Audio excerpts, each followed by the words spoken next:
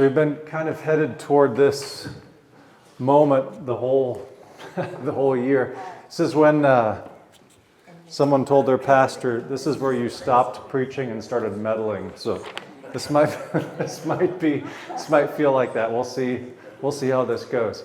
I've been thinking about this a long time. So we're going to talk this morning about the American Revolution in relation to theology, a biblical theology of politics. How do church and state interact? How did they interact in the American Revolution?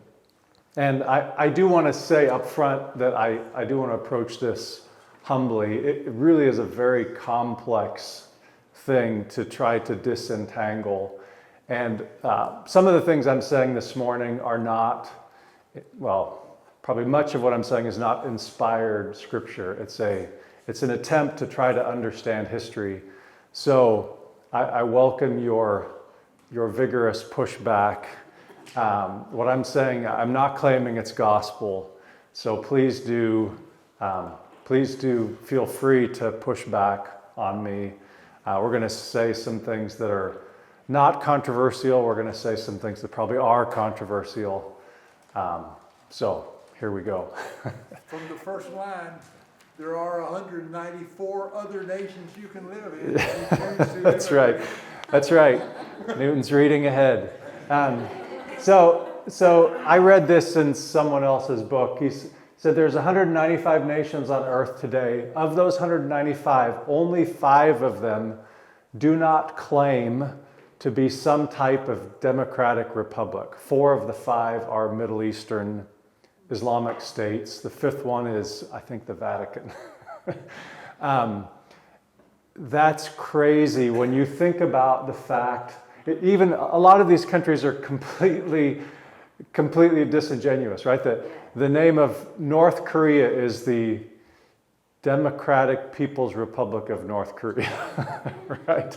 Which is, of course, a complete sham. But isn't it interesting that even governments like North Korea feel like they need to put words like Democratic Republic in their name, right? Why is that? Why do they feel they need to pretend to be democratic republics? Today, about 7 billion people in the world live under governments that at least claim to be democratic. In 1775, 0. What in the world happened? Right? What in the world happened? That's part of what we're going to talk about this morning. The first nation to claim to be a democratic republic was the United States. So we talked last week about the Enlightenment. I know that's a complicated subject. I'm just going to review it a little bit. So it's hard to know how far back to go when you start to try to trace the roots of something. But we'll start with the 1600s. The wars of the 1600s in Europe radically destabilized Europe. Sometimes people talk about the 1900s, World War I and World War II, how much they wrecked and destabilized Europe. That actually happened 300 years earlier with the wars of the 1600s in Europe. And so it destabilized Europe, both physically, the physical destruction, and also destabilized Europe in a spiritual and cultural sense, in a social sense. And so there were a number of intellectuals, men like Voltaire and Hobbes and Locke, and they were trying to figure out if there could be a firmer basis for society that wouldn't lead to conflict. And so men like Voltaire, we talked about him, how he blamed the wars of the 1600s on religion. He blamed the conflict on religious bigotry and the oppression of the church.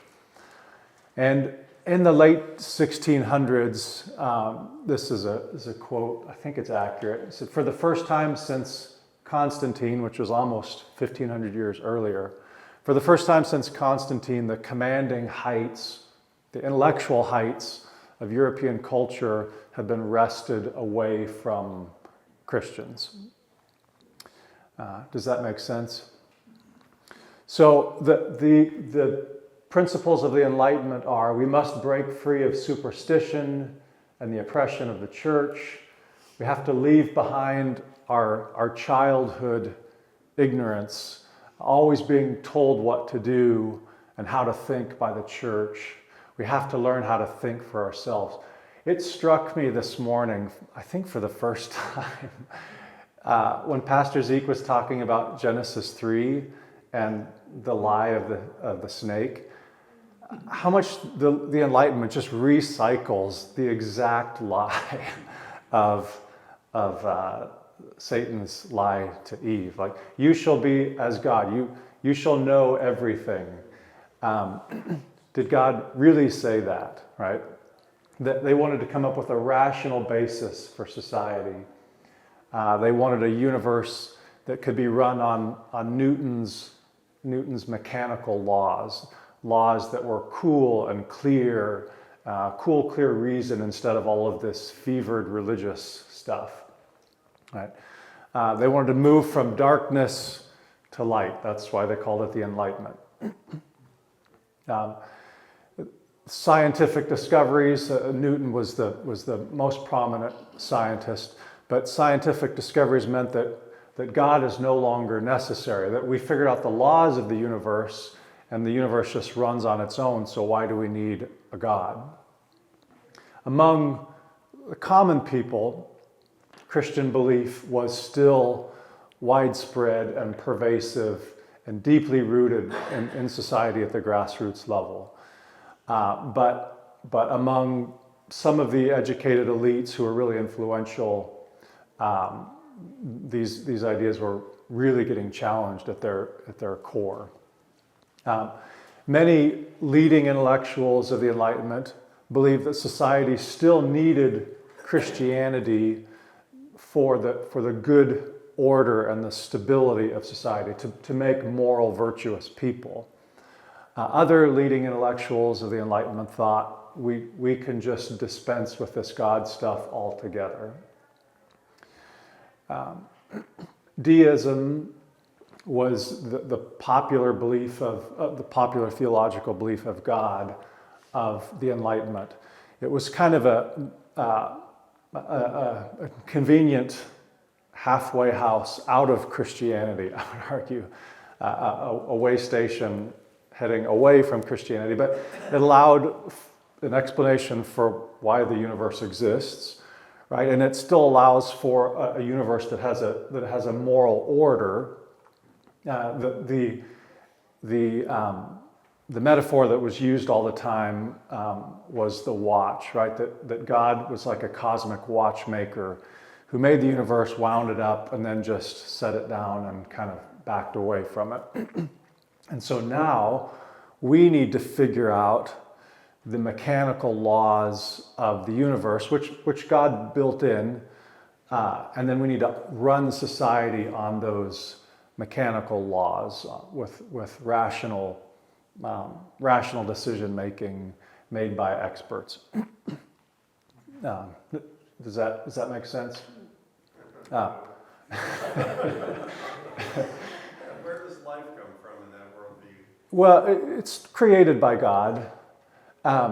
So in the deistic worldview, God is a creator God, but he's not an interventionist God. So what we need to, in the Enlightenment thinking, we as human beings need to grow up. Kant used this expression a lot. We need to grow up and move away from our parents, the church, and grow up as adults and think out things for ourselves without being told what to think by tradition or by the church, and have a rational basis for society rather than superstitious ideas. So this also struck me for the first time this week. Pastor Zeke talked some about the Trinity this morning. Deism usually was not Trinitarian. They believed in a kind of monotheistic God. So God the Father, the Creator, but it had very little room for Jesus, God the Son, because Jesus breaks into human history, right? And Jesus, a far off watchmaker kind of God, that's not really threatening to Enlightenment ideas. But Jesus, who breaks into human history and human society and claims to be king over everything, that's actually pretty threatening to a deist Enlightenment view of the world. Does that make sense? Okay. So that's the Enlightenment. That's a review from last week. Any thoughts as you were processing that this past week?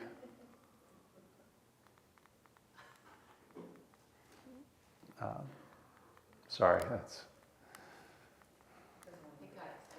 Yeah, it did get excited. Now it doesn't want to move at all. Yeah, again, this morning for the first time, it just struck me how much the Enlightenment is recycled lie of Genesis 3, right? Okay, we're almost there. Maybe. Sorry.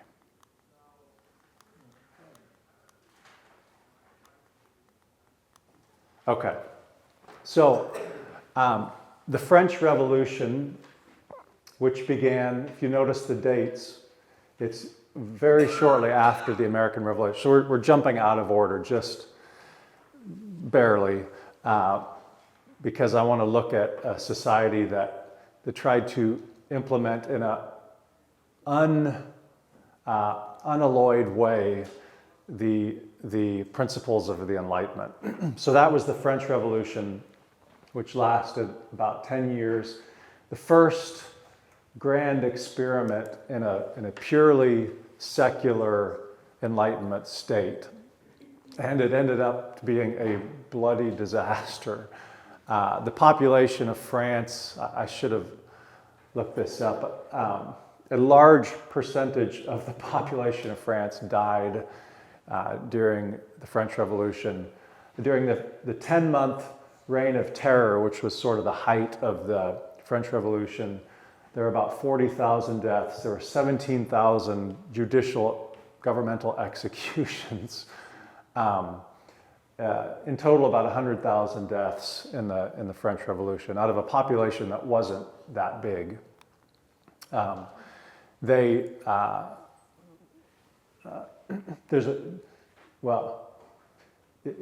think there's a really clear lineage between the French Revolution and the revolutions of the 20th century, the Bolshevik revolution of the communists in the Soviet Union, the Maoist revolution in China, an attempt to radically remake society into a utopia on anti-religious, rational lines, right? The interesting thing is they're using mostly Christian categories to critique society. They're saying that society is not just enough. It's not. There's not enough equality. There's not. The rich need to be pulled down and the poor need to be put up. Never mind that the people who end up on top were pretty much the same rich people who were there before, right? And so, another thought I had. Where is that going? Well, it's just radically, in the name of tolerance, they're radically intolerant movements and revolutions, and I do think there's a really clear line to our modern secular leftist revolutions. Oh, I know what I was going to say. The most famous church in Paris is the Notre Dame Cathedral. They tore down the altar and the statues of Mary, and they replaced them with statues to the goddess of reason from Greek times. So it was an intentional way of saying we're pulling down religion, we're putting up reason, right? um, incredibly intolerant in the name of secularism and reason and tolerance. And because it ends in such a bloody catastrophe, they end up bringing in a strongman, Napoleon, to try to fix things, right? Which is how these bloody revolutions usually go, right? The Bolshevik Revolution ended with Stalin. The Communist Revolution in China ends with Mao, right? These strongmen who just crack enough heads to restore order. Okay. Meanwhile, back in America, we're now gonna back up in time a little bit. When we left off, yeah, Seth. Can I just clarify? So, all those deaths, that was in 10 months? Yeah, the 40,000 deaths and the 17,000 executions, official judicial executions. Wow, I was just kind of doing math. It's like 50 It's- executions. Yeah, it's hard to keep up. Yeah. So 2 weeks ago we were talking about the Puritans, right? How the Puritans started in England. They came over to America, the first Puritans on the Mayflower, Thanksgiving, 1620. When we left off talking about the Puritans, we left them in the Plymouth Bay colony, sitting around the first Thanksgiving table. The Puritans were about as opposed to French Enlightenment, French Revolution thinking as any people could possibly be. The Puritans built their society intentionally constructed on Puritan Christian principles. Right? Everything in society was ordered around the society's covenant with God. They saw themselves very much as built on the model of Israel, right? Where a nation covenants with their God, and they implemented actually Old Testament law, civil law based on the book of Leviticus. They saw themselves clearly, intentionally as a city on a hill, a light to the nations, especially to the European nations, back their cousins back in Europe, who had not reformed society enough on biblical principles and principles of the Protestant Reformation. Puritans were for the first 150 years, were far and away the most influential group in colonial America prior to the American Revolution. And they believed in a vigorous Protestant Puritan Christendom, right? We talked about Christendom as this canopy over all of society, of this close interwoven relationship of church and state. That's Christendom, going back to Constantine, right?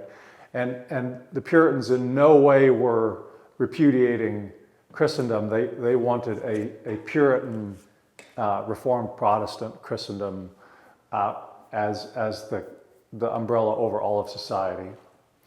Somebody, you raise a hand? Somebody raise a hand? No? Okay. So, any thoughts on this? To me, the most obvious question that arises is how in the world did we get from this to, by 1776, a nation that was aggressively trying to disestablish the church, disconnect an established church from the national government. That seems like a pretty radical departure. How did people get there mentally? What was the journey that took them from this to a place where the very first line of the First Amendment is, the very first clause of the very first sentence is the government, my grandpa had a pocket copy of the U.S. Constitution and the Declaration of Independence. Very first line of the First Amendment is, Congress shall make no law respecting an establishment of religion. That's the first line. They very much believed in an establishment of religion over the state. How did we go from this to a pretty short time later? The very first line is, we need to disestablish religion over the state. We're going to talk about how we got there. You tracking with me? How that's such a radical departure, Daniel? There was also a lot of religious freedom in the colonies. There were 13 colonies. Some of them were secular, and some of them were Lutheran, Methodist, Presbyterian. So that's a huge part of it. that was a huge part, was there was a diversity of religion.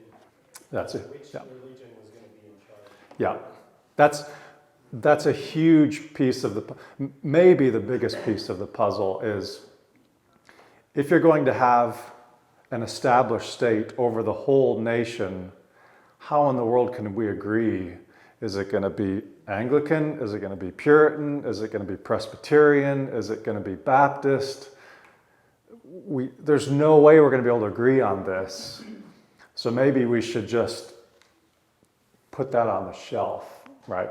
So it's the pluralism, it's the religious, it's the fact, I'm getting out of myself, but all of these religious dissenters from Europe, people who were persecuted in Europe for their religion, came over here. They were persecuted by whom? By establishment churches like the Anglican Church, right? And they're like, we don't want that over here, right? So and you had this enormous amount of space in which, if you're a Presbyterian and you're clashing into the Anglicans, you just spread out. And so you don't have to hash it out, you just move further away. And so your thing can grow and flourish, and their thing can grow and flourish, and they get further and further apart. So that's a huge part of it, is just simple geography and the people who are coming, right? Does that make sense? That's a big piece, maybe one of the two biggest pieces. How do we get from that Puritan Christendom of the Puritans in New England to a situation where the majority of American colonists enthusiastically reject a national established religion? Now, Tom, you've pointed this out before. I think all 13 of the original colonies had an established religion of their colony, right? So it's not that they didn't believe in the establishment of religion. Virginia was Anglican. Rhode Island, I believe, was the only Baptist one. Most of New England was Puritan, or Congregationalist, right? So the individual colonies had individual. I should have looked this up, but at the time of 1776, I think nearly all of them nearly all 13 colonies still had an individual state religion for their colony. And actually some of those persist even into the 1830s. They outlive the Revolution by 60 years in New England. That's where it was strongest, and that's where it stayed the longest, right? But what they're rejecting is a national religious establishment. Does that make sense? Okay. So, but I think I don't think I've really understood this very well myself, and I think it's poorly understood by Christians and non-Christians alike, how truly radical this new form of government in America was. It's sort of what we let out with, right? In 1775, nobody lived under a democratic republic. Today, 7 billion people live under governments that claim to be democratic republics. How truly radical this new form of government was, and how different it was from anything in Europe, in Christendom Europe. how different it was from the rationale that undergirded European Christendom versus the new political experiment in America. I almost can't overemphasize this last point enough, how radical a departure it was. So here's an interesting question that we hardly ever talk about. How many American colonial Christians were uneasy with this radical revolution that was taking place in America, that was a radical departure from Christendom in Europe? We're going to spend most of the morning sort of trying to answer this question. But to do that, we're going to back up a little bit again. So we're now backing up about 30 to 40 years before the American Revolution, right? 1776 is the beginning of the Revolution. So we're back 40 years to 1735. And a phenomenon we call the First Great Awakening. You've probably heard of this at least. The First Great Awakening was what I would describe as a movement of the Spirit of God throughout society in America.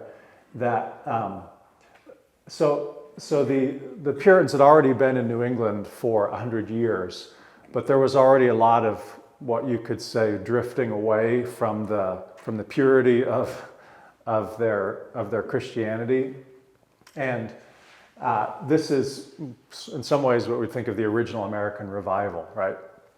And the two key figures were George Whitefield, who was an evangelist, preacher, itinerant preacher and evangelist, and then the pastor and theologian and university president, Jonathan Edwards.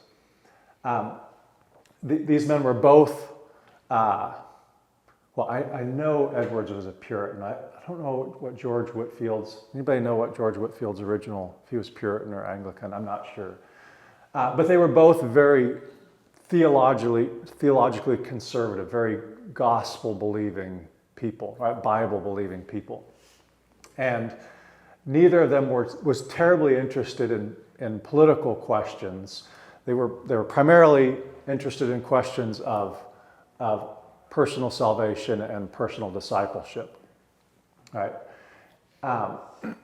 But George Whitefield's method of traveling and preaching and his outdoor tent meetings, they said he would preach to 10,000 people in an outdoors setting, and people could hear them, and people responded, and enormous crowds responded spiritually to his gospel preaching. In many ways, his style of preaching and this kind of revivalism was already sort of a break with Puritan religious norms. His outdoor revivals, tent meetings, really annoyed the Puritan establishment. And they felt like Whitefield didn't defer enough. He was preaching straight at the common man, right, at normal people. And his messages were direct. They were emotional. They didn't use a bunch of high theological language, and people responded in huge ways to them.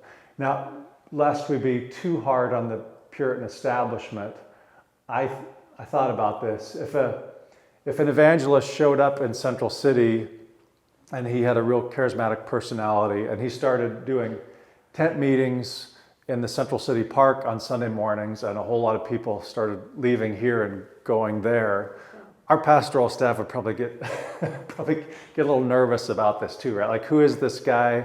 What are his credentials? Where did he come from? Has he been ordained? What did he do for seminary? These were a lot of the questions that the Puritan religious establishment were asking. So in this sense, George Whitefield was already seen as sort of breaking the traditional molds, but he was not, in any sense, he did not regard himself as a political figure. He wasn't delivering political messages. He was preaching a gospel of liberty from sin, not a political message of liberty from political tyranny. Does that make sense? Okay, so a curious young man named Benjamin Franklin actually went to hear Whitefield speak, and Franklin was a skeptic, a religious skeptic. He was amused at all of the emotion that he saw in these tent meetings, and he was really impressed at Whitefield's ability to command a crowd and to communicate to large numbers of people. But Ben Franklin really had no interest in Whitefield's gospel message. Right? He was just curious at this phenomenon that was taking place. Okay, now we're moving ahead. So again, this was 1730s and 40s, right?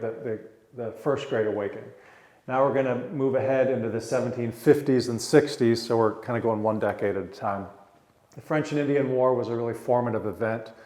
Again, this is still 10 to 15 years, 20 years before the American Revolution. The French and Indian War was a spillover. England and France were always fighting each other. They've been doing it for centuries.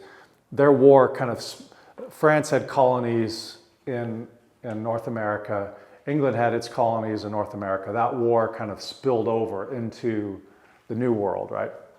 And the French had actually Indians, Native Americans on their side. The English had some Indians and Native Americans on their side. But during the French and Indian War, American colonists very much saw themselves as loyal citizens of Great Britain. And they saw France very much as a threat, not just a political threat, but a threat to their new religious way of life, right? Because America was this new Protestant nation, a new thing on the face of the earth, under God's special providence. They believe that. I believe that. I believe America is a special act of God's providence. And they believe that you have Catholic France with its oppressive king and its oppressive church. And so France, their Bible is in Latin. Their corrupt priests tell them what it means. Our King James made this fantastic new translation of the Bible called the King James Bible, and we are the nation that represents the peak of the Protestant Reformation in a political sense on the earth, right? And so, we said this already. The French Bible was in Latin, unreadable except to priests. Great Britain had a parliament. Yes, they had a king, but they also had a parliament. France didn't have a parliament. They just had an absolute monarch. So popular leaders in America still view themselves very much as citizens of Great Britain, not as citizens of a new American nation. They feel very loyal and patriotic to Great Britain at this time. And they connect this cause of liberty and the survival of this new Christian establishment on the face of the earth to Britain's and the American colonists defeating France. And many of the sermons at the time compared France to Egypt, and they're trying to come after the Pharaoh left. The people left, and they are going through the Red Sea, and Pharaoh comes after them and tries to drag them back.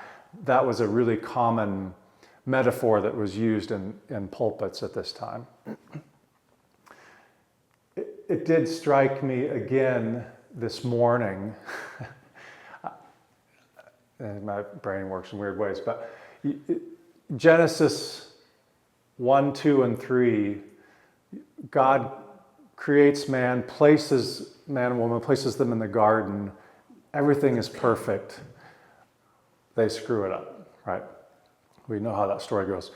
God creates the nation of Israel, leads them out of bondage in Egypt into this new promised land, land of milk and honey with fields and orchards they did not plant. What happens? They screw it up. The Puritans view themselves as leaving the old world, crossing the sea into this lush land of milk and honey and incredible resources, and God has given us this new world, and we've screwed it up.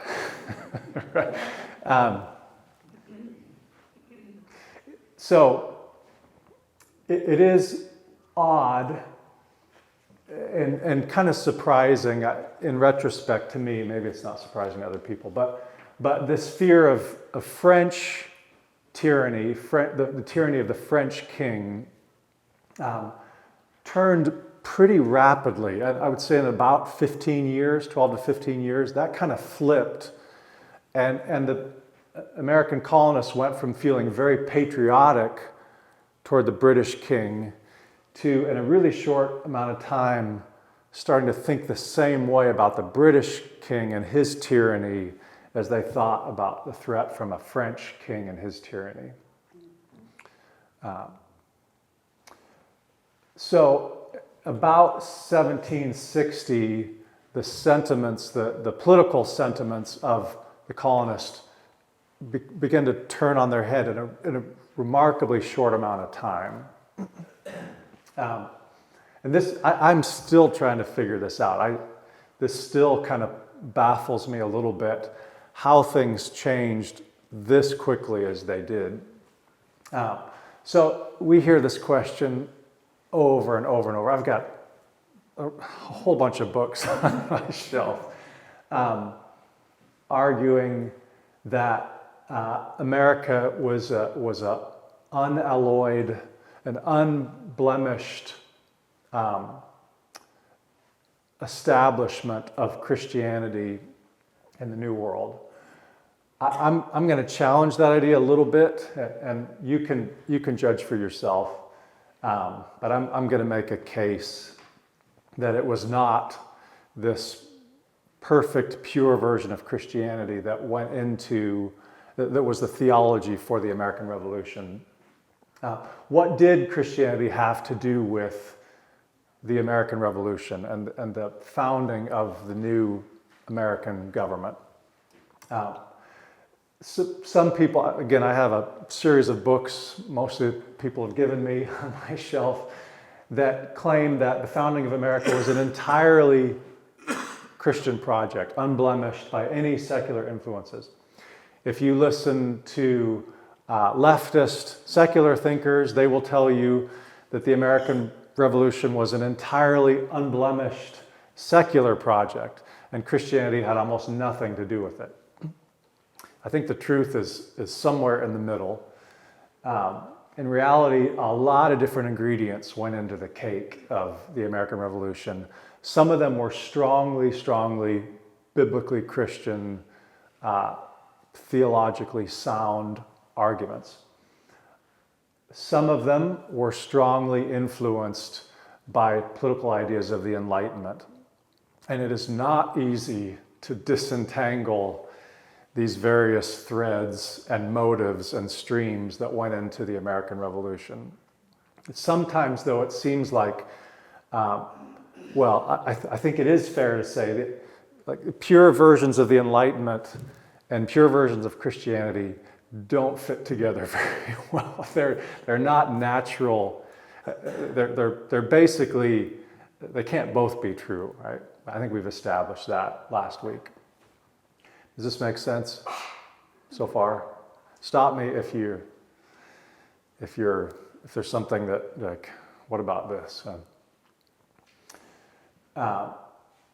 So I think my notes are out of order because I was still changing stuff pretty late last night. So this may be out of order in your notes. But but institutions that were imported into North America from Europe, institutions had thoroughly Christian assumptions, especially the institution of education. Because in Europe you had an official Christendom, the church really did get to dictate things like education, right? And so that went all the way from early primary school all the way up to the highest ends of education. There was no such thing as separation of church and education. It was assumed in Christendom Europe, and for the first 150 years in colonial America, that one of the primary purposes of education, and this means public education, one of the primary purposes of education is to inculcate Christian teaching, Christian virtue, to make good Christian citizens. That idea was almost unchallenged in Europe and in the first 150 years of colonial America, up to the American Revolution. Okay, so this is a sense in which America was strongly Christian. In Christendom Europe, the church calendar set the rhythms. I don't think we can, it's hard to put ourselves in this frame of mind, in this worldview that they were in. The church calendar set the rhythms for the whole year. So holidays, festivals, the Sabbath, birth, marriage, death, everything ran on a calendar of the church and was saturated with Christian ideas. Does that make sense? It was just this rich tapestry of Christianity interwoven through all of life. Does it mean everybody was a good Christian? No, that's not what it means. But at an institutional level, Christianity was incredibly strong and pervasive and woven all through the main institutions of life. Robert Murray McShane said, I guess in the 1700s, said that when the railroads in England started to run trains on Sunday, that this was surely the beginning of the end. Okay. But Sabbath laws were a massive point of contention, not prior to the Revolution, but as we get into the Revolution, Sabbath laws became a huge point of contention. Can the state make laws forbidding work on Sabbath? This was an example of how these things began to clash, right? Nathan, Yeah. in the South, I mean, I came here and I was shocked. Yeah, Sabbath laws. Because we simply did never work on Yeah. Sunday. Yeah. And, and this was not just me, it was the whole community. Yeah. Anybody here from Henderson? When did they? Yeah, tell us about that, Tyler. There were Sabbath laws in Henderson because Henderson was a strong Mennonite community. There were Sabbath laws in Henderson until, I don't know, maybe the 80s, like really, really late, right? And it was a local. Now, if somebody wanted to sue the town of Henderson and say this is a religious imposition, they probably the person who sued the community probably would have won in the 80s with the Supreme Court they had then, right? With the Supreme Court that the U.S. had then, right? Especially not long ago, We couldn't get them, no. we eliminated the laws restricting the sale of alcohol. Right. That's a law. Tom said it wasn't very long ago that Central City eliminated laws with sale of alcohol. That was a law based in a. You can argue whether it's right or wrong, but it was based in a religious Christian principle, right? Yeah. Okay, so again, it's not that there weren't doubters. It's not that there weren't sinners. Of course, there's always been sinners. There will always be sinners.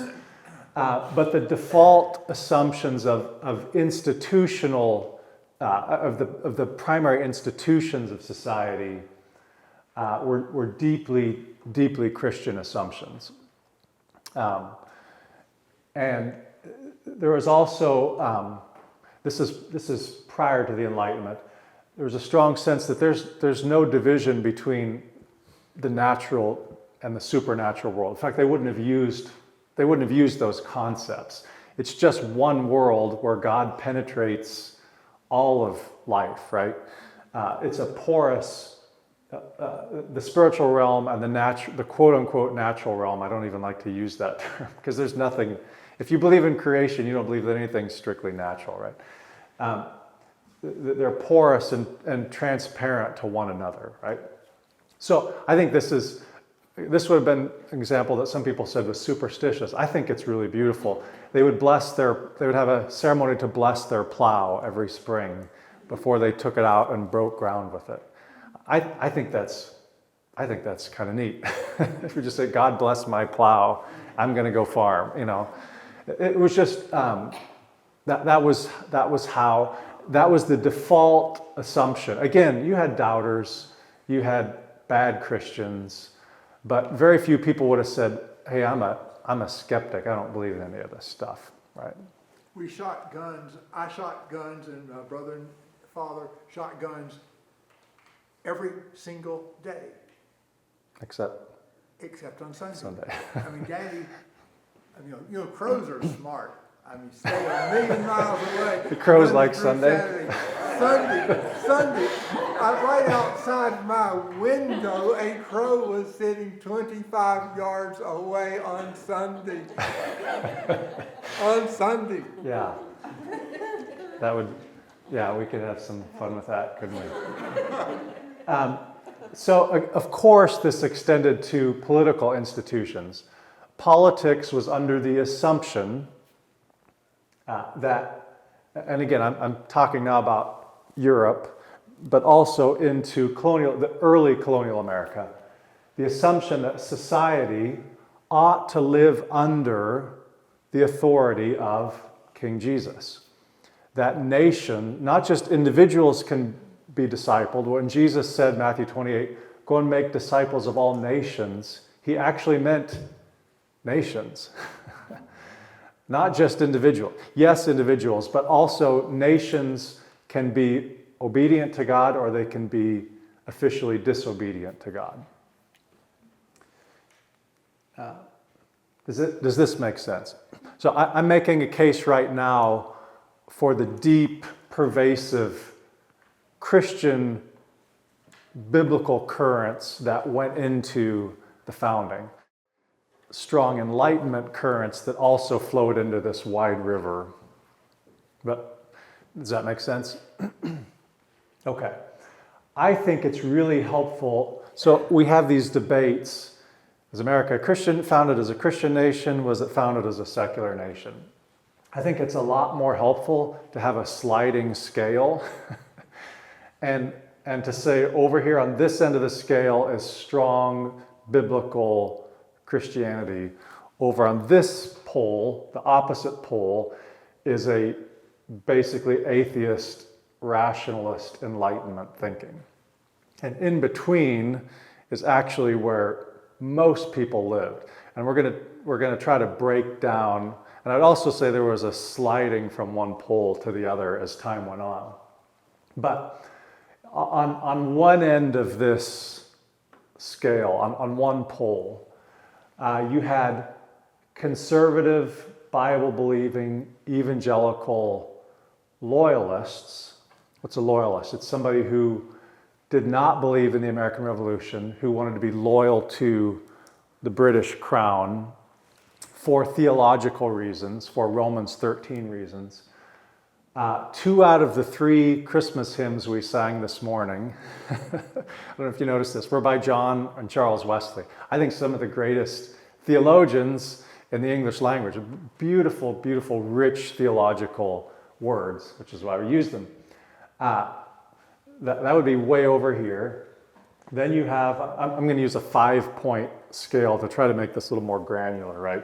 There's obviously an infinite number of points on the scale, but we're just going to stick to 5 for clarity.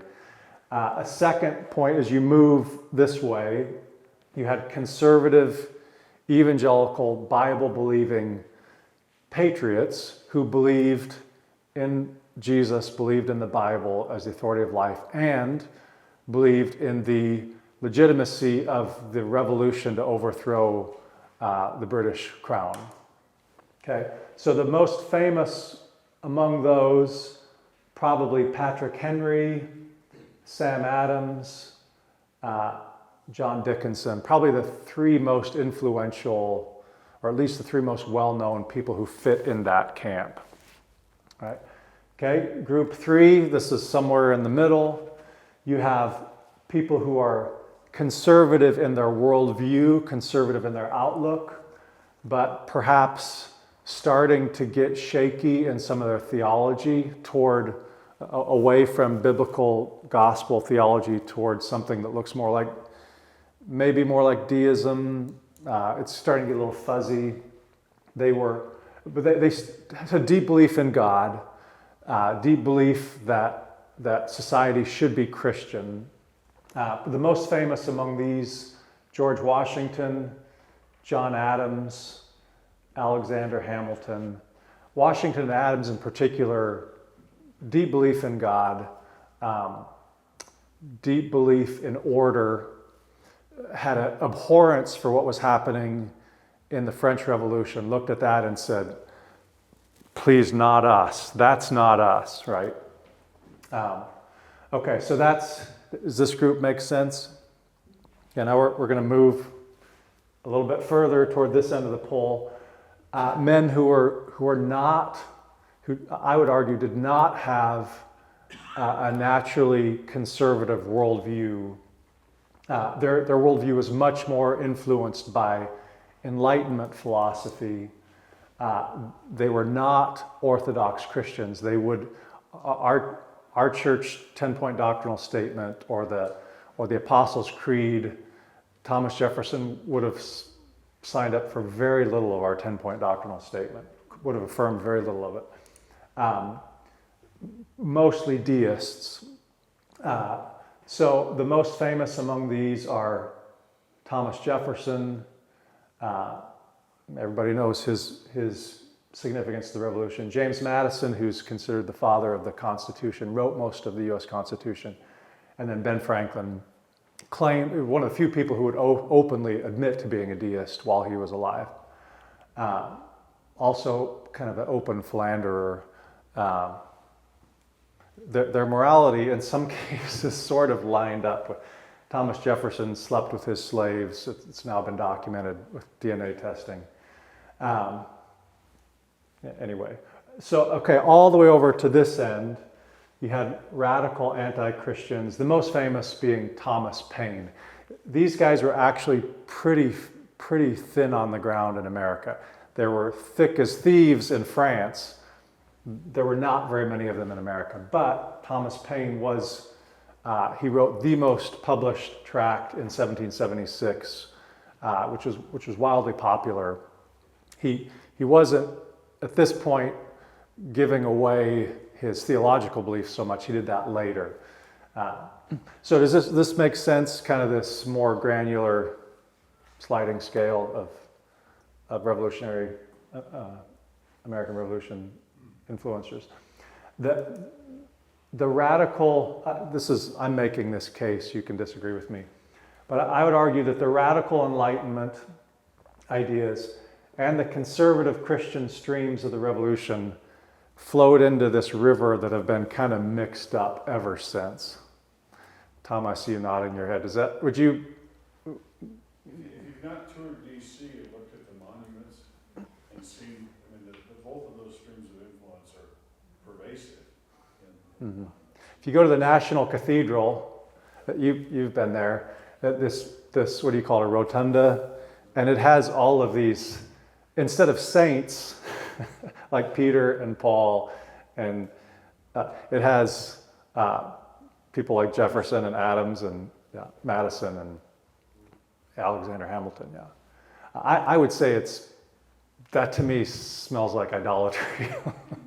I know that's a controversial thing to say. Okay, so now we looked at this was like an overview. Now we're gonna look at some of these in more granular detail, right? So we're gonna look at this first group of conservative, Bible-believing, gospel-believing loyalists who are loyal to the British Crown.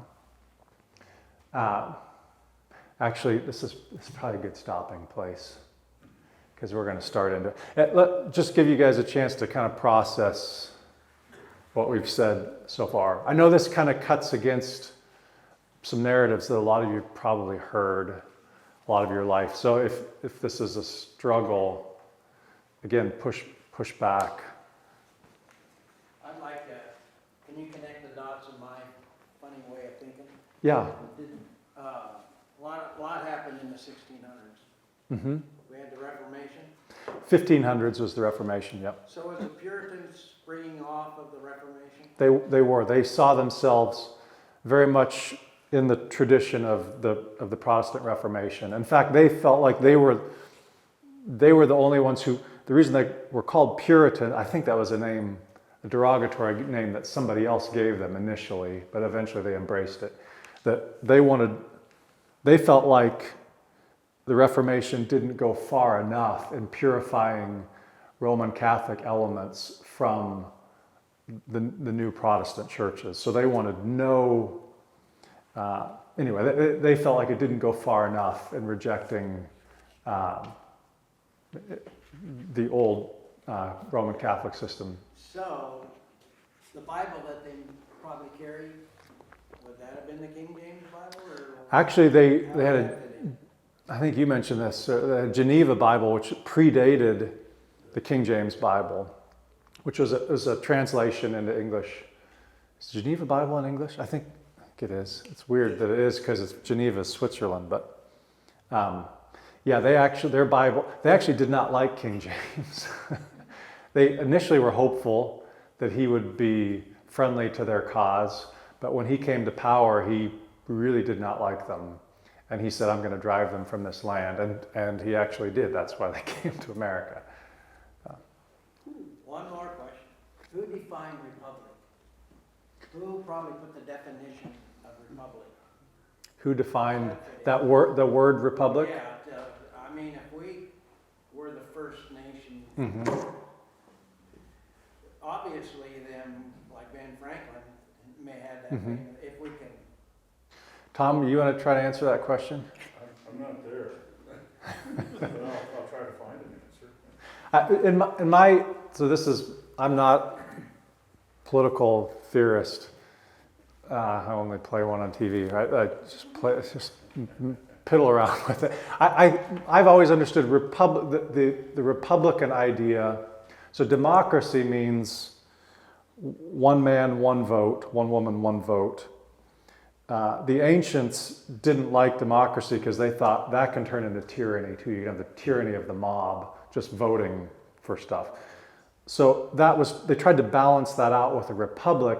Republic is, so if you think of democracy as the House, like the number of representatives based on the population, the Republican ideas are more the Senate, where you elect a senator.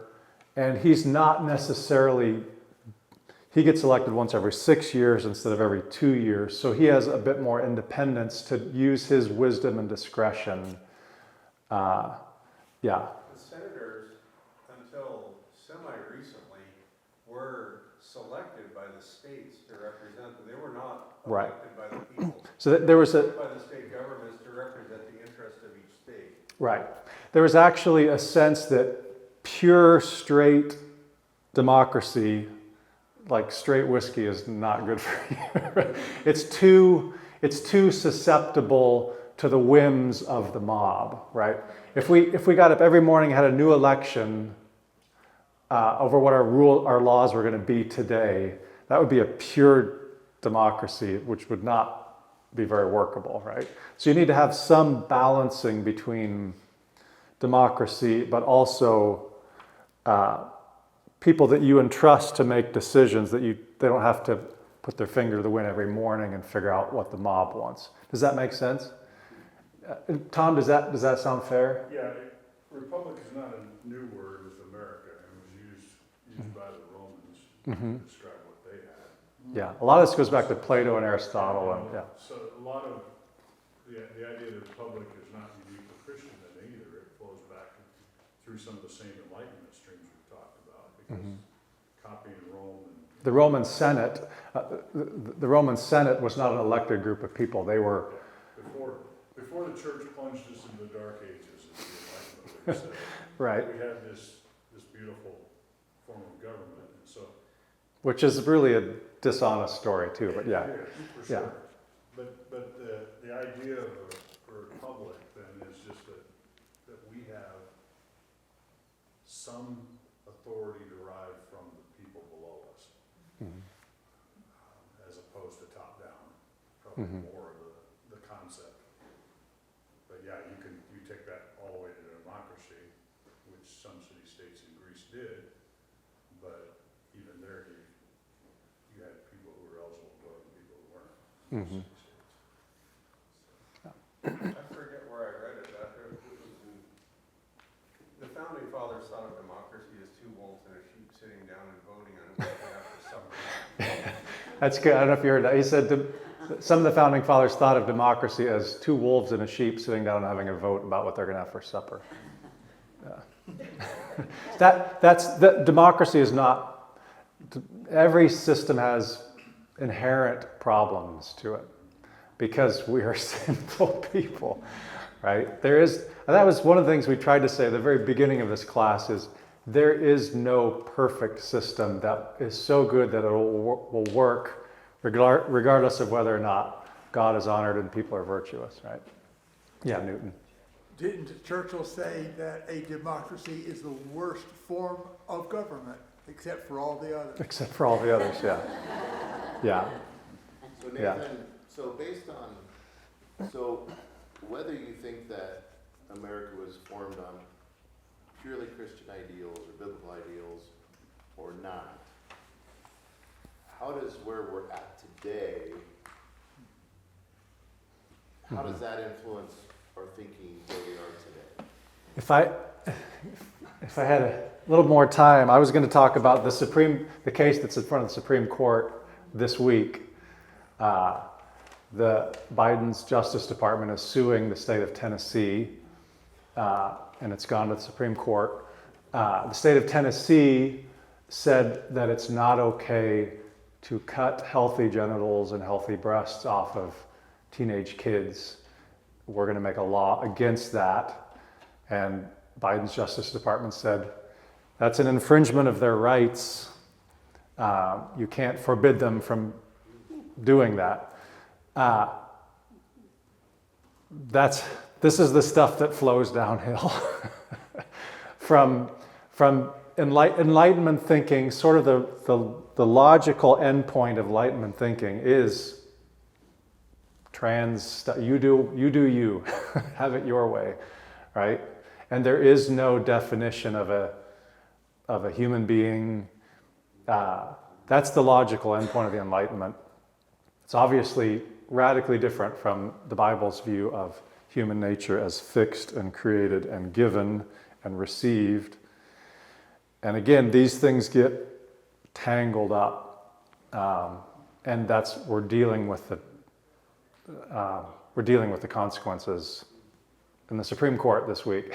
Yeah, JJ. Did the founders at the time think they were creating a nation the way we think of a nation today?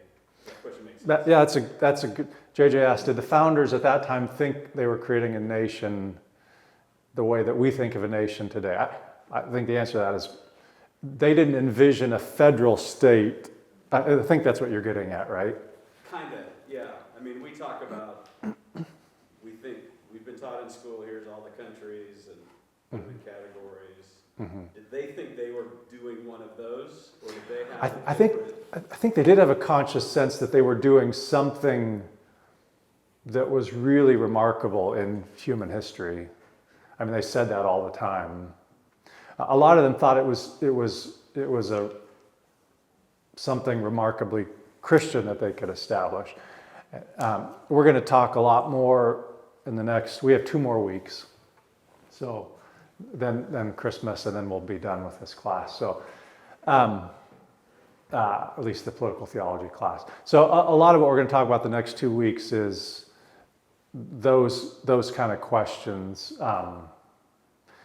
This interaction that is ongoing between this wrestling match between religion and state, and how do we make laws? Do we legislate morality? Do we not legislate morality? All of that stuff. So, yeah, Chris. It's easy for me to see how the laws, the moral laws and the human rights, that seems all biblical and Christian to me. Mm-hmm. But I don't see the connection between anything in the Bible and democracy. Mm-hmm.